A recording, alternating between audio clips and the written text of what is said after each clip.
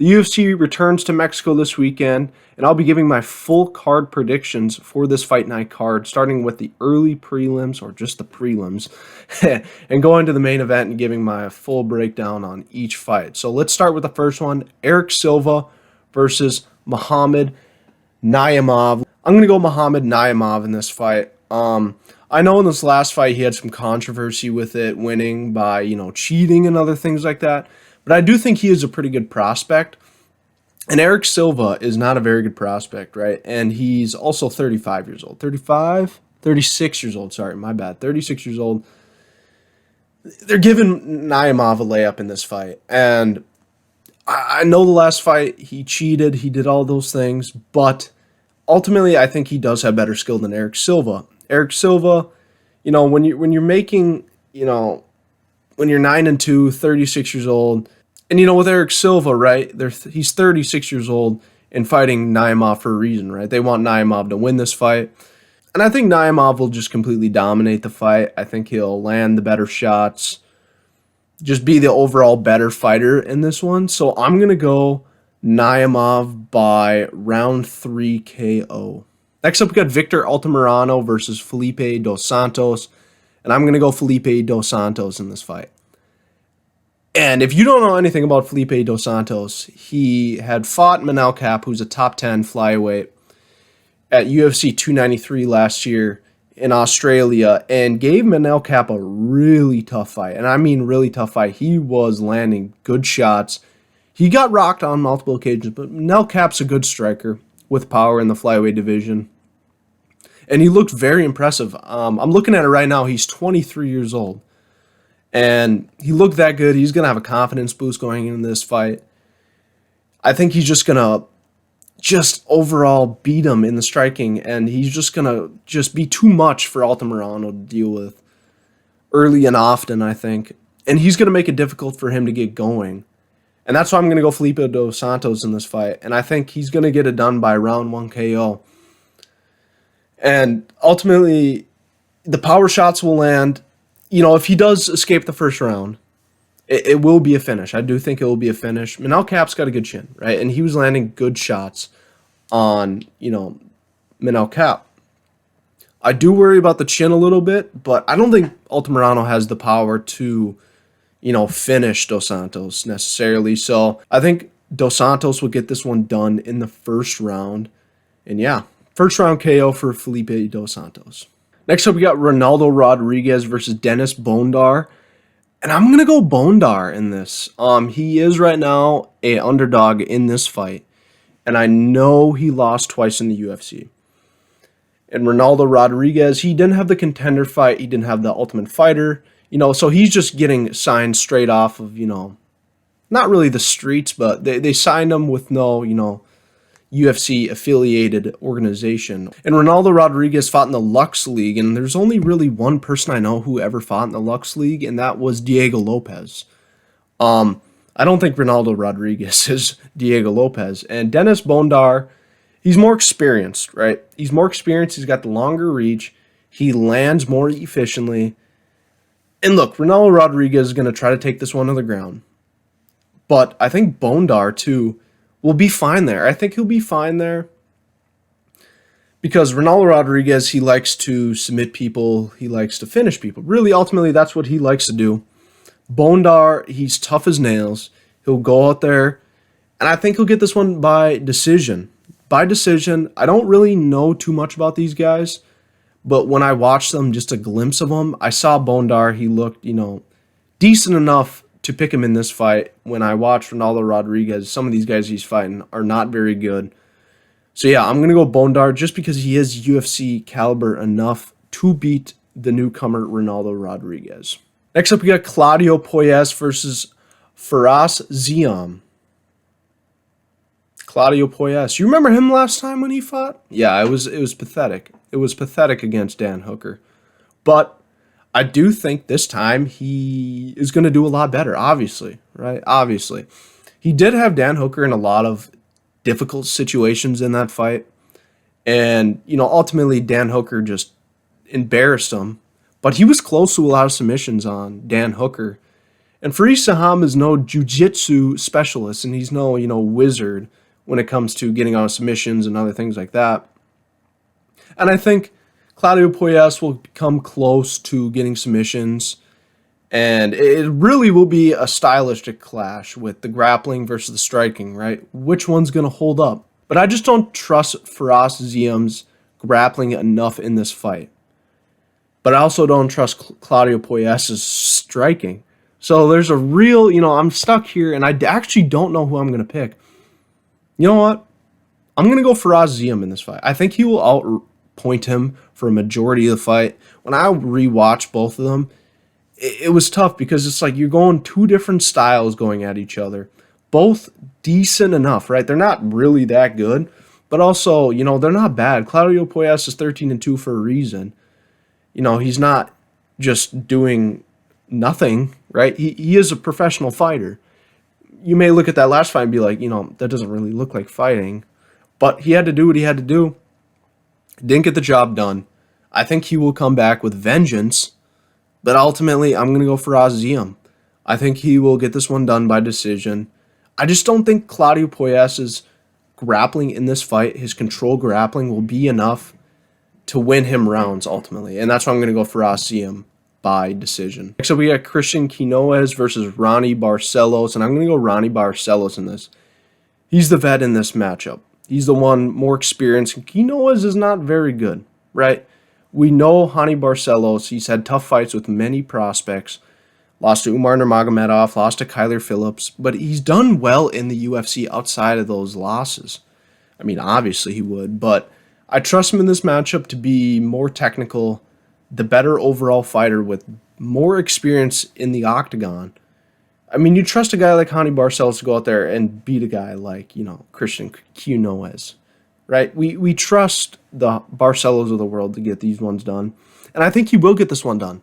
I'm not going to say finish, but I will say decision again. I think he'll get this one by decision. I just think ultimately, right, I just think the skills will be more in favor of Barcelos over 3 rounds than it will be for Quinones. So I'm going to go Barcelos by decision. Next up, we got Manuel Torres versus Chris Duncan. And I'm going to go Manuel Torres in this. When I watch both these guys got power on the feet. But when you look at the difference between them when they both have power, Chris Duncan just doesn't have the speed that Torres does.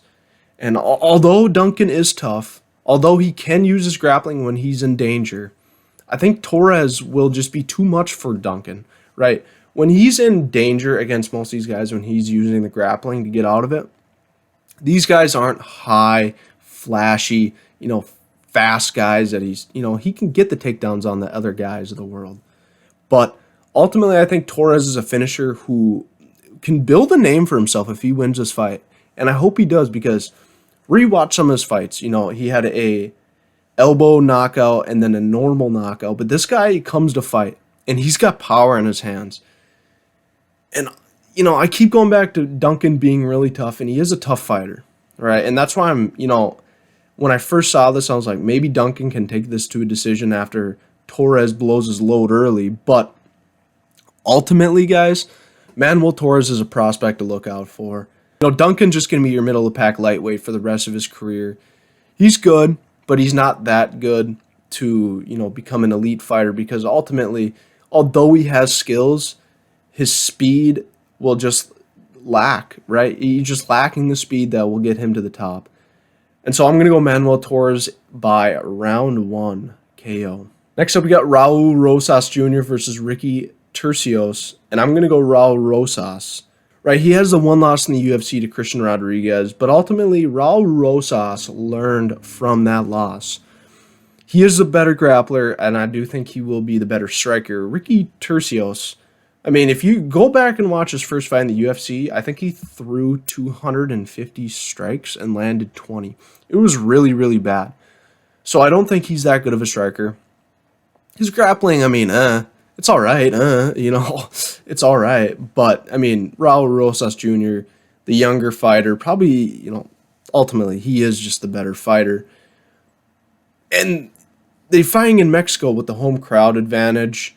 It's just too much for Turcios to, come from behind. I mean, they want Raul Rosas Jr. to win, and the UFC wants him to win, right? And there's a lot going in this matchup. Turcios is known for the Ultimate Fighter with the season with Volkanovski and Ortega, but that was also not a very good season. I mean, who do you got in that? Brian Battle, and all the good guys from that season are at the 185 division. So I see Rosas ragdolling him early, and I think a round 2 submission makes sense. I think Turcios is tough enough to survive maybe the first round.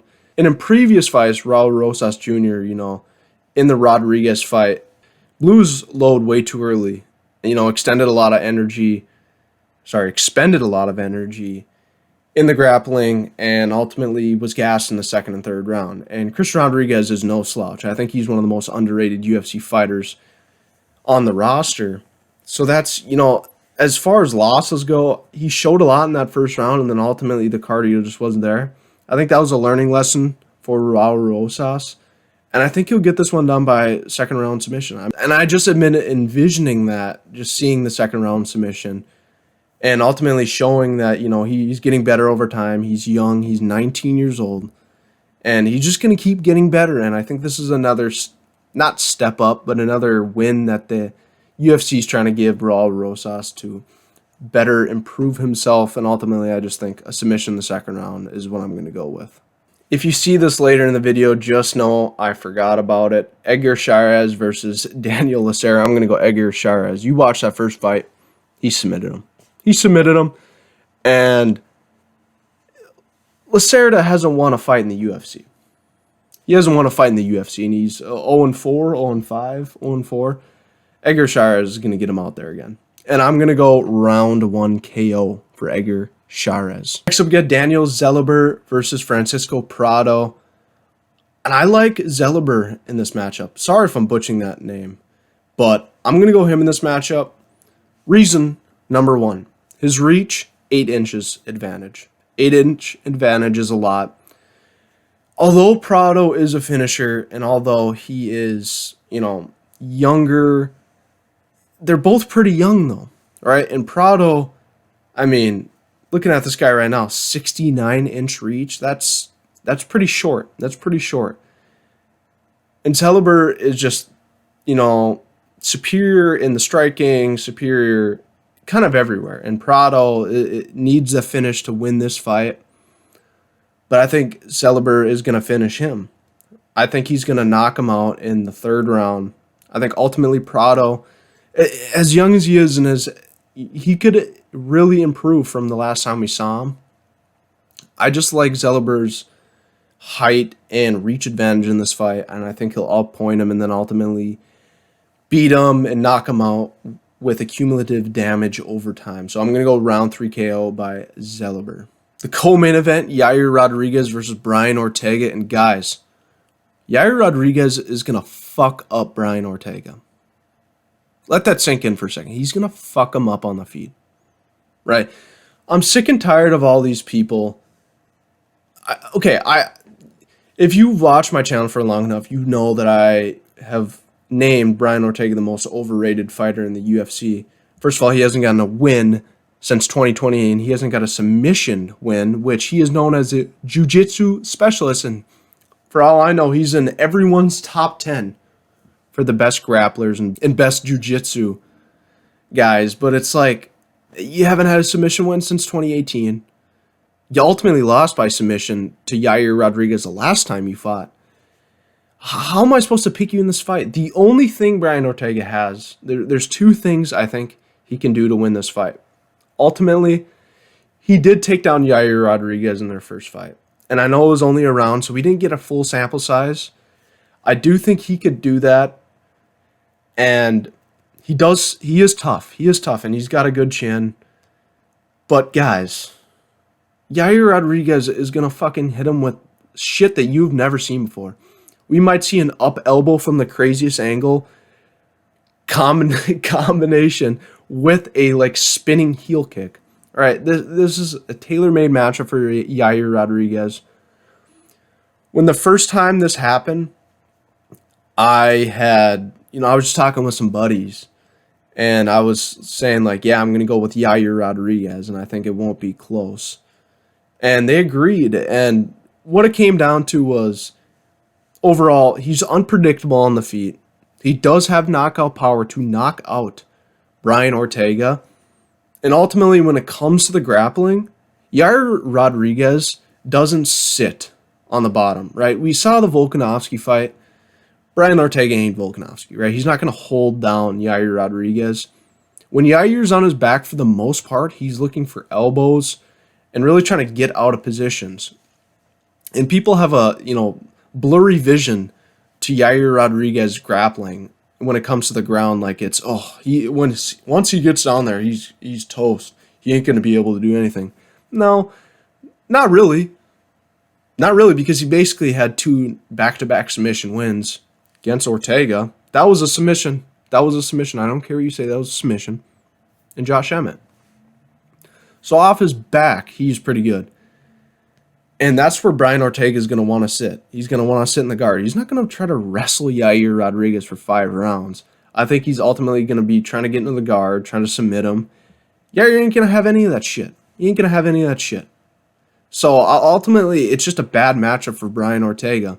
And as much as I say he's overrated, he's really not that bad. This matchup, you just can't do anything in this matchup. Yair Rodriguez is just too fast and dynamic for Brian Ortega at this point of his career. And not to mention, he's been out for a year and a half, almost 2 years now. Yair Rodriguez has been competing, having tough fights, 2 championship-level fights. He's going to want to come back, get a win in his home country, and I think he gets this one down by round 3 KO. Next up, we got the Battle of the Brandons as Brandon Moreno takes on Brandon Royval in a rematch. 2 rematches as the main and the co-main event. And I think Brandon Moreno is going to get this one done pretty easily. Brandon Moreno, I think ultimately his downfall and why he's not the champion right now is Pantoja is a nightmare matchup for Moreno. He's got the same skills as Moreno, but ultimately he's just stronger. Moreno is super fast on the feet, and Royval is also fast. But we've seen Moreno do it at the highest level against Figueiredo 4 times, right? He didn't beat him all 4 times, but, beat him twice and then had the draw and then the loss. But he kept it close in every single fight that he lost or didn't win the Figueiredo. And his grappling is just, I think it's just superior to Royval. I mean, you see the differences in the grappling by both these guys against Pantoja. Moreno was feisty on the ground, didn't let him just sit on him for the entire time, was working up. Royval, once he got taken down by Pantoja, it was done. We knew the round was over. I mean, the only hope Royval had was that he could somehow knock him out with just a crazy move. But ultimately, Moreno just did better against Pantoja than Royval did. And in the first fight, Moreno knocked him out in the first round after, kind of like a mini war in the first round. But Moreno is just too well-rounded. I think his striking and his grappling mixed together are a perfect duo. He's still fast. He's still kind of young. He's younger than Royval. He's beaten him 1 time before. He's fighting in front of his home country. I think this is just a Brandon Moreno win waiting to happen. If this was Amir Albazi, I would, kind of question this matchup. Maybe I'd still go Moreno, but Royval, as, he just fought for the title. He's coming in on kind of short notice, not really. Got exposed really hard. I wonder what Moreno's game plan is, because I think Moreno is going to want to strike with him, and then I think he will try to take him down, and I think he'll submit him. I think we're going to see a second-round submission in this one, and Moreno's just too skilled to not be a top guy in the flyweight division. I mean, outside of Pantoja, I think he beats everyone in that division right now, and it's going to be the long punches, it's going to be the boxing combinations, and it's ultimately going to be the takedowns and the submission that he is going to do to win this fight. Royval has to get a crazy knockout to win this. I do think. I think even though he's a good striker, Moreno's a good striker as well. So that completely cancels out. And the grappling is just so much superior for Moreno. And I could just see Royval folding under the pressure, getting submitted by a rear naked choke in the second round. That's how I see it. Let me know what you guys think about this card. I think this is a pretty decent fight night card. Should be some fireworks, some great matches on the line. I'm excited to see, some of my prospects. I hope, Manuel Torres, I'm hoping he wins. Raul Rosas and Yair, I'm kind of big fans of. And Moreno, too. I'm kind of a fan of all those guys, so I hope they win. But, yeah, if you like this video, please like and subscribe. I'm trying to get on the grind to 1K subscribers. I know we're at like 118 right now last time I checked, so if you do like this content, please subscribe, like on the videos, and comment down some video ideas that I should do. But until next time,